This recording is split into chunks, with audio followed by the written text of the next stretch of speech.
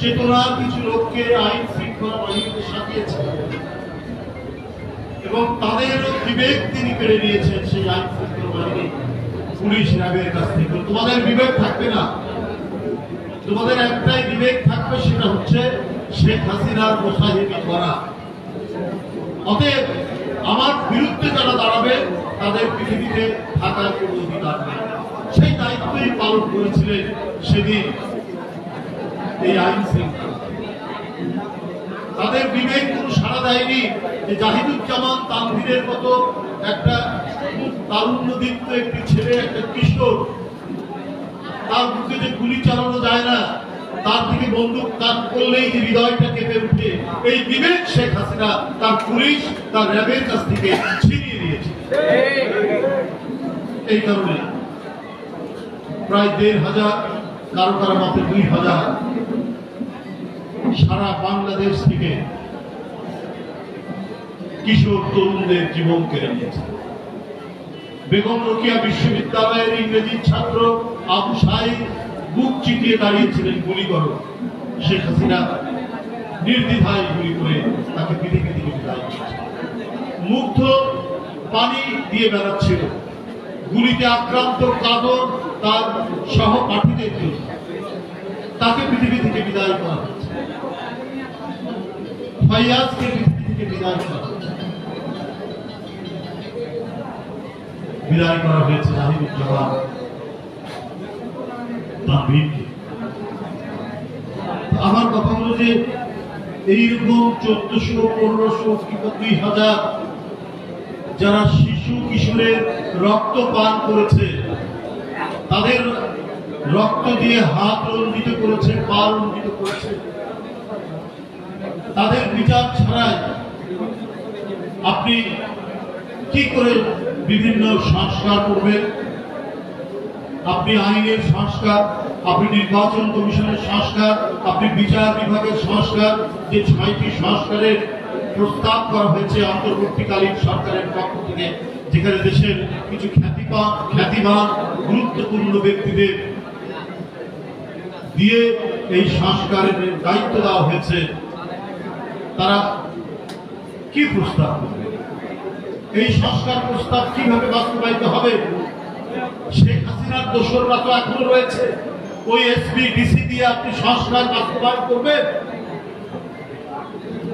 আপনি সেই বিচারপতিদের দিয়ে আপনি সংস্কার বাস্তবায়ন করবেন? এরা তো অধিকাংশই এখনো শেখ হাসিনাকে যারা রক্ষা করতে গিয়ে মানুষকে মানুষ মনে করেনি, লাশের পাহাড়, লাশের মিছিল যারা তৈরি করেছে, সেই ব্যক্তিরাই তো রয়েছে এখন নানাভাবে। তাহলে অন্তর্বর্তীকালীন সরকারের যে সদিচ্ছা, গুডউইল, তত্ত্বাবধায়ক সরকার, অন্তর্বর্তীকালীন সরকারের প্রধান, যিনি দেশ বিদেশ থেকে অনেক সম্মান অর্জন করেছেন, এদেশের মানুষ যাকে আস্থা রেখে অন্তর্বর্তীকালীন সরকারের প্রধান বানিয়েছে, নিঃসন্দেহে তিনি একজন গুণী মানুষ। ডক্টর মোহাম্মদ ইউনূস সাহেব, তিনি যে সংস্কারের জন্য যাদেরকে দায়িত্ব দিয়েছেন, তাদের প্রস্তাবগুলো কিভাবে বাস্তবায়িত হবে, এটাই তো বড় প্রশ্ন। আপনি সেই পুলিশ কর্মকর্তা, সেই প্রশাসনিক কর্মকর্তা, সেই বিচার বিভাগীয় কর্মকর্তা, তারা তো পদে পদে বাধা দেবে, কারণ তারা তো অত্যন্ত সুবিধাভোগী। তারা তো শেখ হাসিনার অত্যন্ত আস্থাভাজন। শেখ হাসিনা তাদেরকে লালন পালন করেছে। আপনি তারা কি বাস্তবায়ন করবে? আর যারা তানভীরের হত্যাকারী, ফৈয়াজের হত্যাকারী, আবু সাঈদের হত্যাকারী, মুগ্ধর হত্যাকারী, তাদের বিচার ছাড়া কোন সংস্কার কি বাস্তবায়ন হতে পারে? এটা তো হতে পারে না। তো সেই বিচারের কি হলো? এখনো তো অবলীলায় তারা ভিতরে ভিতরে নানাভাবে অবস্থান করছেন, কারণ লক্ষ লক্ষ কোটি টাকা তারা বিগত 15, 16, 17 বছরে উপার্জন করেছেন। তার তথ্য, এটা আমার রাজনৈতিক ভাষার কথা নয়, একেবারে অথেন্টিক প্রমাণ সাপেক্ষ। কত লক্ষ কোটি টাকা ঋণ পেয়েছে, কত লক্ষ কোটি টাকা বিদেশে পাচার করেছে। এই টাকা তো সব পাচার হয়নি, এখন তো কিছু কিছু আছে, এবং যারা ঘাপটি মেরে আছে তাদের কাছেই আছে। তারা মাঝে মাঝে নিজেদের মাথা বিষাক্ত সাপের মতো ফোনা তোলার চেষ্টা করছে এবং বিভিন্ন জায়গায় তারা ছবল মারার চেষ্টা করছে। আপনার কদিন আগে আনসারদেরকে দিয়ে আনসার বিদ্রোহ ঘটনার চেষ্টা করলেন, তার কয়েকদিন পরে গোপালগঞ্জে আপনার স্বেচ্ছাসেবক দলের এক ছেলেকে বেড়ে ফেলা। যখন তাদের নেতারা পালাচ্ছে তখন ওরা একজন নেতাকে তারা হত্যা করছে আর পুলিশ সামনে দাঁড়িয়ে আছে। তাহলে এই পুলিশ যারা হত্যাকাণ্ড ঘটছে সেখানে দাঁড়িয়ে থাকে, তাহলে এইটা দিয়ে আপনি কার কি সংস্কার বাস্তবায়ন, আপনি কার বিচার করবেন? মাত্র এই তো 15-20 দিন আগের ঘটনা, বাইতুল মুকাররমের একজন অত্যন্ত নতজানু এবং বিবেক বিক্রি করা একজন খতিব শেখ হাসিনার সকল অপকর্মকে যিনি জায়েজ করার চেষ্টা করেছেন, সে গোপালগঞ্জ থেকে 10 গাড়ি লোক নিয়ে এসে বাইতুল মুকাররম দখল করার, খতিবের পদ দখল করার জন্য তিনি চলে এসেছেন। তাকে মদত দিয়েছে কে? যার শক্তিতে তারা অপকর্ম করেছে এবং আমাদের মহান ধর্ম ইসলামকেও যারা নিজের মতো করে ব্যাখ্যা দেওয়ার চেষ্টা করেছে এবং মসজিদে মসজিদে খুতবা পরিবর্তন করেছে,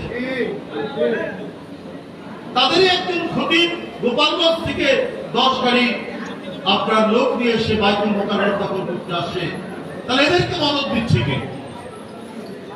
আমরা যখন বলেছি বিনা ভোটের নির্বাচন, রক্তাক্ত নির্বাচন, বিরোধী দলকে ধ্বংস করার নির্বাচন, ভোটারদেরকে চিমনি করার নির্বাচন, সেই নির্বাচন শেখ হাসিনা করে প্রথমেই যারা তাদেরকে সমর্থন দিতেন, এত বড় অনাচার, এত বড় দুরাচার, এত বড় অপকর্ম গোটা বিশ্ব যখন ছিছি করেছে শেখ হাসিনার নির্বাচন, তখন পার্শ্ববর্তী দেশ থেকে তাদেরকে ন্যায্যতা দান করা হয়েছে, তাদেরকে সমর্থন দেওয়া হয়েছে।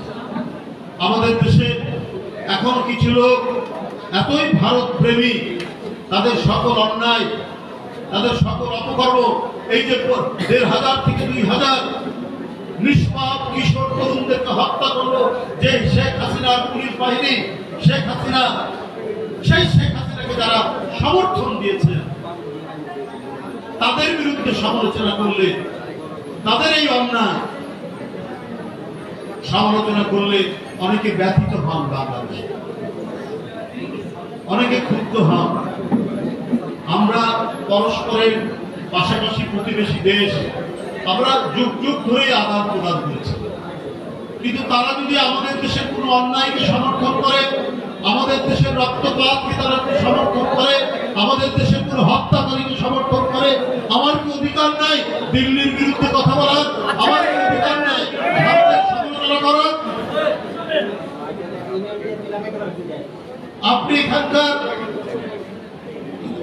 যারা পালিয়ে যাচ্ছে তাদেরকে আপনি আশ্রয় দিচ্ছেন, দিতে পারেন, সেটা আপনার দেশের পলিসি, কিন্তু আমার দেশের ভিতরে আমার দেশের মানুষকে আমাদের দেশের একটি অবৈধ সরকার অন্যায়ভাবে, বিচারবহির্ভূতভাবে শুধুমাত্র গণতন্ত্রের পক্ষে কথা বলার জন্য একেবারে নরহত্যা চালিয়েছে, নারকীয় হত্যা চালিয়েছে জুলাই মাসে। তাদেরকে আপনারা সমর্থন দিয়েছেন, আগেও দিয়েছেন, পরে দিচ্ছেন, এখনো দিচ্ছেন। তো আমরা কি তাদের বিরুদ্ধে সমালোচনা করতে পারি না? এমনিতেই তো দশকের পর দশক আমাদের সীমান্তে বাংলাদেশিদেরকে দেখলেই গুলি চালিয়েছে, এই জন্য বহু পতাকা বৈঠক হয়েছে, কোনো কিছুই কানে দেননি। পৃথিবীর মধ্যে সবচাইতে রক্তাক্ত সীমান্ত হচ্ছে বাংলাদেশ ভারত সীমান্ত, তাহলে আমার অধিকার নয় সেটা সমালোচনা করার? আপনারা ইলিশ মাছ নেবেন, আমরা বরাবরই ইলিশ মাছ রপ্তানি করেছি, এটা তো আমাদের কোনো আপত্তি নাই, কিন্তু আপনারা একের পর এক আমাদেরকে মেরে যাবেন, আমাদের প্রতি অন্যায় ব্যবহার করবেন, তারপরেও আমরা নতজানু থাকবো। বাংলাদেশের মানুষ বোধহয় এতটা কাপুরুষ না। এতটা নতজানু না। তারা নিজের সত্তা, নিজের স্বাধীনতা, নিজের সার্বভৌমত্বের প্রতি তারা কঠিনভাবে বিশ্বাসী এবং নিজের দেশকে কারো কাছে নতজানু হতে চায় না। 54টা নদীর পানি একতরফা ভাবে আপনার যখন ইচ্ছা বন্ধ করবে, আবার আপনার দিকে বৃষ্টি হলে আপনি আগাম কোনো পূর্বাভাস না দিয়ে হঠাৎ করে ছেড়ে দিবে, আর 1-2 দিনের মধ্যে আমাদের একটি বিশাল অঞ্চল প্লাবিত হয়ে গরু, বাছুর, মানুষ সব ভেসে যাবে। তারপরেও আপনাদের কাছে আমাদের নতজানু হয়ে থাকবে, এর বিরুদ্ধে কিছু কথা বলা যাবে।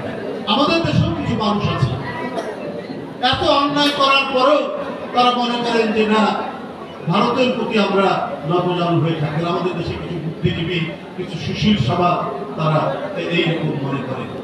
তা আমার মনে হয় এইটা আর বেশি দিন চলবে।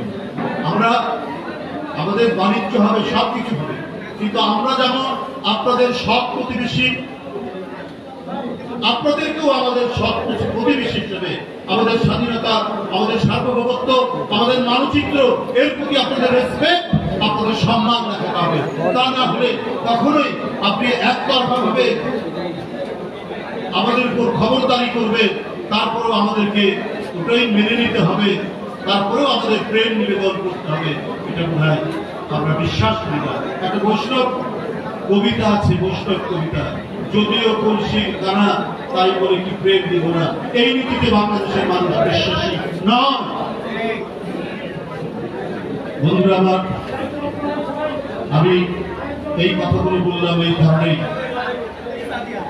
যে আজকে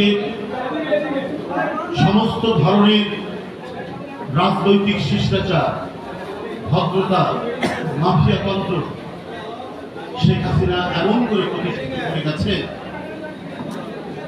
যে এখান থেকে ভালো মতো সংস্কার করে ভালো কিছু করার এখন একটা সময় এসেছে। কিন্তু সেটা আমাদেরকে ধৈর্য সহকারে এই কাজগুলো করতে হবে।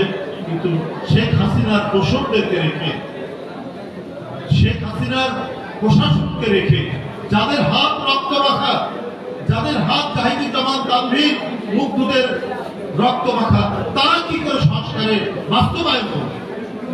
সংস্কার প্রস্তাব দেওয়া যারা দিলেন, গুণীজনদেরকে ইতিহাস, বদিউল আলম মজুমদার, ডক্টর রিয়াজ আহমেদ, আলী রিয়াজ, এদেরকে দিয়েছেন, এরা ভালো কিছুই করবে, কিন্তু বাস্তবায়ন তো এরা করবে না।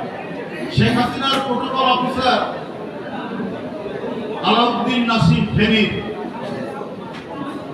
তার উনি ফেনীতে গেলে পরেই একজন ব্যক্তি